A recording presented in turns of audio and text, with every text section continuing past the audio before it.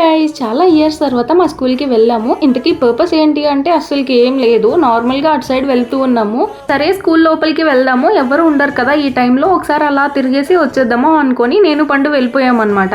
మేమైతే ఎవరు ఉండరు అనుకున్నాము, కానీ 10th వాళ్ళకి స్టడీ అవర్స్ జరుగుతూ ఉన్నాయి. ఇంకా ప్రిన్సిపల్ సార్ కూడా రూమ్ లోనే ఉన్నారనమాట. ఇక్కడ జూమ్ చేసి చూపిస్తున్నా కదా, 4 years ముందు అదే మా క్లాస్ రూమ్ అనమాట.